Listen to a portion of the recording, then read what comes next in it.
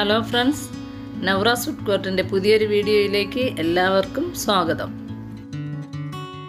ഇന്ന് നമുക്കൊരു passion fruit കേക്കിൻ്റെ റെസിപ്പി പരിചയപ്പെടാം. മറ്റുള്ള കേക്കിൽ നിന്നൊക്കെ വ്യത്യസ്തമായി ഒരു പ്രത്യേക ടേസ്റ്റാണ് ഈ കേക്കിനുള്ളത്. അപ്പോൾ നമുക്ക് റെസിപ്പി പരിചയപ്പെടാം. നല്ല ഫ്രഷായിട്ട് കുറച്ച് പാഷൻ ഫ്രൂട്ട് എനിക്ക് കിട്ടിയിട്ടുണ്ട്. അപ്പോൾ ഇത് ഇത്രയും പാഷൻ ഫ്രൂട്ടിൻ്റെ ആവശ്യമുണ്ടോ എന്ന് എനിക്കറിയില്ല. നമുക്ക് ചെയ്ത് നോക്കാം. ആദ്യം നമുക്കിതൊന്ന് കട്ട് ചെയ്ത് അതിൻ്റെ പൾപ്പ് ഒരു അരിപ്പയിലേക്ക് ഇട്ട് കൊടുക്കാം. ഫ്രഷായിട്ടുള്ള പാഷൻ ഫ്രൂട്ട് കിട്ടിയില്ല എന്നുണ്ടെങ്കിൽ നമുക്ക് മാർജിൻ ഫ്രീ ഷോപ്പുകളിലേക്ക് ഇതിൻ്റെ ക്രഷ് അവൈലബിൾ ആണ്. പാഷൻ ഫ്രൂട്ടിൻ്റെ ക്രഷ് വെച്ചും നമുക്കിതുപോലെ തന്നെ കേക്ക് തയ്യാറാക്കിയെടുക്കാം.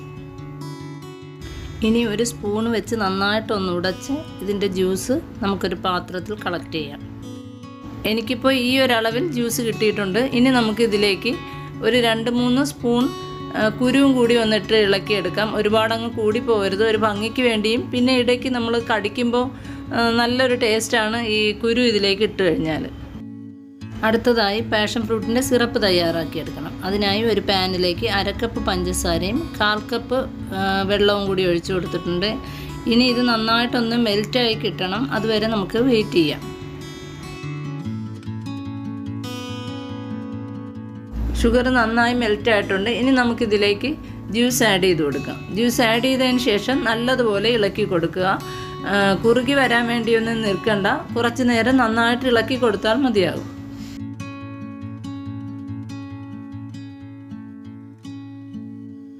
ഇതുപോലെ നന്നായിട്ട് പതഞ്ഞ് വരുമ്പോൾ നമുക്ക് ഫ്ലെയിം ഓഫ് ചെയ്യാം. ഇത് ഇതുപോലെ അല്ല ഇരിക്കുന്ന, തണുത്ത് കഴിയുമ്പോൾ നല്ല തിക്കായി കിട്ടും.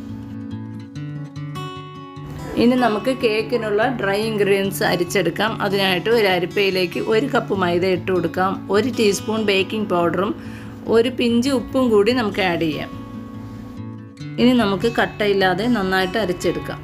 ഇത് 2-3 പ്രാവശ്യം അരിക്കുകയാണെങ്കിൽ കേക്ക് അത്രത്തോളം സോഫ്റ്റ് ആയിരിക്കും. അതല്ലെന്നുണ്ടെങ്കിൽ ഒരു വിസ്കോ സ്പൂണോ ഉപയോഗിച്ച് നല്ലതുപോലെ ഒന്ന് യോജിപ്പിച്ചെടുത്താലും മതിയാകും. ഇതുപോലെ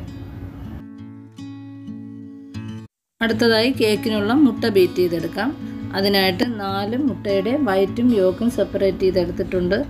ആദ്യം നമുക്ക് വൈറ്റ് നന്നായിട്ട് ബീറ്റ് ചെയ്തെടുക്കാം. ഇതിലേക്ക് നമുക്ക് 1/4 കപ്പ് പഞ്ചസാരയും കൂടി കുറച്ചായിട്ടിട്ട് ബീറ്റ് ചെയ്തെടുക്കാം. പൊടിച്ച പഞ്ചസാരയാണെങ്കിൽ 1 കപ്പാണ് ആഡ് ചെയ്യേണ്ടത്. എഗ് വൈറ്റ് നല്ല ഫ്ലഫി ആയി വൈറ്റ് കളർ ആവുന്ന സമയത്ത് നമുക്ക് ബീറ്റർ ഓഫ് ചെയ്യാം. ഈ ഒരു സ്റ്റേജ് എത്തും വരെ നമുക്ക് ബീറ്റ് ചെയ്യണം.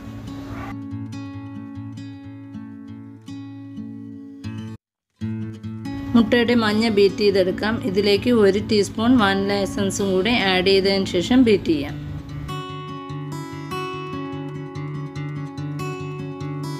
നന്നായിട്ട് ബീറ്റ് ചെയ്ത് ഒരു ലൈറ്റ് യെല്ലോ കളർ ആകുന്നത് വരെ നമുക്ക് ബീറ്റ് ചെയ്യാം. അതിനുശേഷം നമുക്കിതിലേക്ക് 1/4 കപ്പ് സൺഫ്ലവർ ഓയിലും കൂടി ആഡ് ചെയ്ത് കൊടുക്കാം. ഓയിൽ ഒഴിച്ച് കഴിഞ്ഞാൽ പിന്നെ ഓവർ ബീറ്റിംഗ് പാടില്ല. നമുക്ക് ലോ സ്പീഡിൽ വെച്ച് ജസ്റ്റ് ഒന്ന് ബീറ്റ് ചെയ്ത് ഓഫാക്കാം.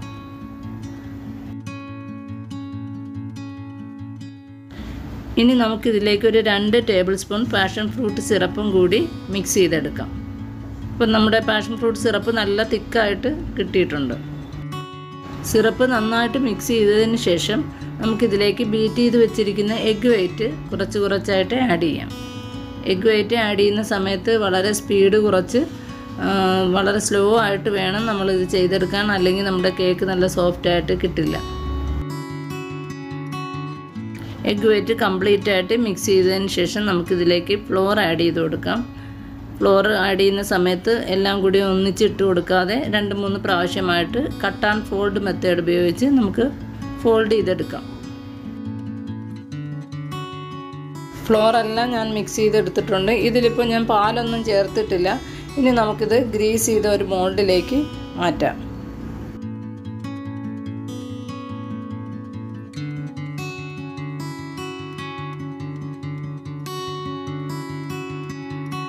ബാറ്റർ ഒഴിച്ചതിന് ശേഷം നമുക്കൊരു സ്റ്റിക്കോ അല്ലെങ്കിൽ ഒരു ഫോർക്കോ ഉപയോഗിച്ച് ഇതുപോലെ ഒന്ന് ഇളക്കിയാൽ എയർ ബബിൾസ് കുറച്ചൊക്കെ മാറിക്കിട്ടും. ഇനി നന്നായിട്ടൊന്ന് ടാപ്പ് ചെയ്തും കൂടി കൊടുക്കാം. 10 മിനിറ്റ് പ്രീ ഹീറ്റ് ചെയ്ത പാത്രത്തിലേക്ക് നമുക്ക് ഈ ബാറ്റർ ഇറക്കി വയ്ക്കാം. ഇനി ഏകദേശം ഒരു 30 മുതൽ 40-45 മിനിറ്റ് വരെ നമുക്ക് ലോ ഫ്ലെയിമിൽ വെച്ച് നമുക്ക് ഈ കേക്ക് ബേക്ക് ചെയ്തെടുക്കാം. ഈ കേക്ക് ബേക്ക് ചെയ്തെടുക്കാൻ ഒരു 40 മിനിറ്റാണ് എടുത്തത്. നമ്മുടെ കേക്ക് നന്നായിട്ട് ബേക്കായിട്ടുണ്ട്. ഇനി നമുക്ക് കേക്കിനുള്ള ഷുഗർ സിറപ്പ് തയ്യാറാക്കിയെടുക്കാം. അതിനായി ഒരു പാത്രത്തിലേക്ക് 1 കപ്പ് വെള്ളം, 1/2 കപ്പ് പഞ്ചസാരയും ഞാൻ ഒഴിച്ചു കൊടുത്തിട്ടുണ്ട്. ഇതിലേക്ക് നമ്മൾ നേരത്തെ തയ്യാറാക്കി വെച്ചിരുന്ന പാഷൻ ഫ്രൂട്ടിൻ്റെ സിറപ്പിൽ നിന്നും ഒരു 2 ടേബിൾ സ്പൂൺ ഞാൻ ഒഴിച്ചു കൊടുക്കുന്നുണ്ട്. നന്നായിട്ട് ഇളക്കി കൊടുത്തതിന് ശേഷം ഷുഗർ ഒന്ന് മെൽറ്റായി വരുമ്പോൾ നമുക്ക് ഫ്ലെയിം ഓഫ് ചെയ്യാം. ചൂടാറിയതിന് ശേഷം നമുക്ക് ഫ്രിഡ്ജിൽ വെച്ച് തണുപ്പിച്ച് ഈ സിറപ്പ് എടുക്കാം. ഇനി കേക്കിനുള്ള ക്രീം ബീറ്റ് ചെയ്തെടുക്കണം. അതിനായി ക്ലീനായ ഡ്രൈ ആയ ബൗളിലേക്ക് 1 കപ്പ് ക്രീമും 1/4 കപ്പ് പഞ്ചസാര പൊടിച്ചതും ഒരു 1/2 ടീസ്പൂൺ വാനില എസൻസ് കൂടി നമുക്ക് ആഡ് ചെയ്ത് കൊടുക്കാം. ഇനി ഏകദേശം ഒരു 3 മിനിറ്റ് സമയം വരെ നമുക്ക് ഈ ക്രീം നന്നായിട്ടൊന്ന് ബീറ്റ് ചെയ്തെടുക്കാം. കേക്ക് 3 ലെയറായിട്ട് ഞാൻ കട്ട് ചെയ്തെടുത്തിട്ടുണ്ട്. ഇനി നമുക്ക് ഐസിങ് ചെയ്ത് തുടങ്ങാം. ബോർഡിൽ അല്പം ക്രീം അപ്ലൈ ചെയ്തതിന് ശേഷം നമുക്ക് ഫസ്റ്റ് ലെയർ വെച്ച് ഷുഗർ സിറപ്പ് കൊണ്ട് നന്നായിട്ട് വെറ്റ് ചെയ്തെടുക്കാം. കേക്കിൻ്റെ എല്ലാ ഭാഗവും നന്നായി നനച്ചതിന് ശേഷം നമുക്ക് ഐസിങ് ചെയ്ത് തുടങ്ങാം. ഞാനിപ്പോൾ ഒരു പൈപ്പിംഗ് ബാഗിൽ കുറച്ച് ക്രീം ഇട്ടതിന് ശേഷം ഒരു നോസിൽ വെച്ചാണ് ഇതുപോലെ ഐസിങ് ചെയ്തെടുക്കുന്നത്. അപ്പോൾ എല്ലാ ഭാഗവും ഈവനായിട്ട് തന്നെ നമുക്ക് ഐസിങ് ചെയ്തെടുക്കാൻ പറ്റും. അടുത്തതായി കേക്കിൻ്റെ സെക്കൻഡ് ലെയർ വെച്ച് കൊടുക്കാം. നേരത്തെ ചെയ്ത പോലെ തന്നെ ഷുഗർ സിറപ്പ് വെച്ച് നന്നായി നനച്ചതിന് ശേഷം നമുക്ക് ഐസിങ് ചെയ്യാം.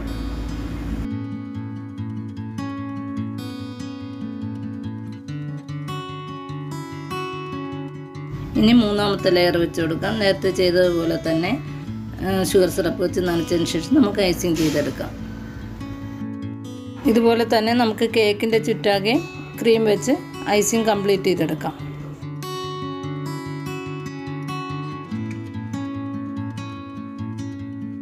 കേക്കിൻ്റെ ഐസിങ് ഒക്കെ കംപ്ലീറ്റ് ആയിട്ടുണ്ട്. ഇനി നമുക്ക് ഫ്രിഡ്ജിൽ വെച്ച് നന്നായിട്ടൊന്ന് തണുപ്പിച്ചെടുക്കാം.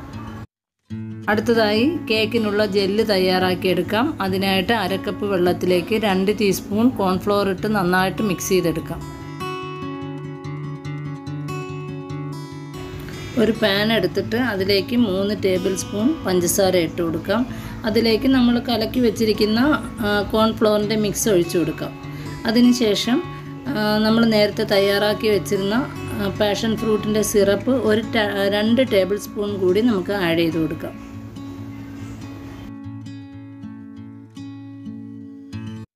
നന്നായിട്ട് മിക്സ് ചെയ്തതിന് ശേഷം നമുക്ക് അടുപ്പിൽ വെച്ച് ഫ്ലെയിം ഓൺ ആക്കി കൊടുക്കാം. ഇനി കൈവിടാതെ തുടരെ ഇളക്കി കൊടുത്തുകൊണ്ടേയിരിക്കണം. ഇതിലേക്ക് നമുക്ക് പാഷൻ ഫ്രൂട്ട് കേക്ക് ആയതുകൊണ്ട് ഒരു യെല്ലോ കളറും കൂടി ആഡ് ചെയ്ത് കൊടുക്കാം. 1 ഡ്രോപ്പ് യെല്ലോ കളറും കൂടി ഞാൻ ആഡ് ചെയ്തിട്ടുണ്ട്. ഇനി നന്നായിട്ട് ഇളക്കി കൊടുക്കാം.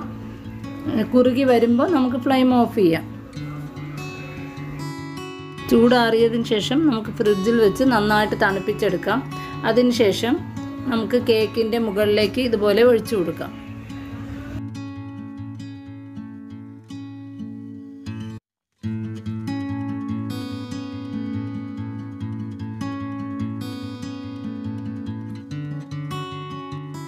കേക്കിന് താഴ്ഭാഗത്തായി യെല്ലോ കളറിലുള്ള ചെറിയൊരു ബോർഡറും കൂടി ഇതുപോലെ കൊടുക്കാം. കുറച്ച് ചോക്ലേറ്റ് ഡെക്കറേഷനും കൂടി ഞാൻ ചെയ്ത് വെച്ചിട്ടുണ്ടായിരുന്നു. അതും കൂടി നമുക്ക് കേക്കിന് മുകളിലായിട്ട് വെച്ച് കൊടുക്കാം. ഒരുപാട് ഇഷ്ടത്തോടെ ഉണ്ടാക്കിയ ഒരു കേക്കാണ് ഈ പാഷൻ ഫ്രൂട്ട് കേക്ക്. ഇതിൻ്റെ ടേസ്റ്റിനെ കുറിച്ച് പറയാൻ സത്യത്തിൽ എനിക്ക് വാക്കുകളൊന്നുമില്ല. അത്രയ്ക്ക് നല്ല ടേസ്റ്റായ ഒരു കേക്കാണ്. അകത്തൊരു ചെറിയ പുളിപ്പ് രസമുള്ള നല്ല ജ്യൂസിയായ നല്ലൊരു കേക്കാണിത്. വളരെ ടേസ്റ്റായിരുന്നു. അപ്പോൾ എല്ലാവരും ഒന്ന് ട്രൈ ചെയ്ത് നോക്കുക. വീഡിയോ ഇഷ്ടപ്പെട്ടാൽ ലൈക്ക് ചെയ്യാനും ഷെയർ ചെയ്യാനും സബ്സ്ക്രൈബ് ചെയ്യാനും മറക്കരുത്. മറ്റൊരു വീഡിയോയിൽ ഇൻഷാ അല്ലാഹ് നമുക്ക് വീണ്ടും കാണാം. Thank you for watching.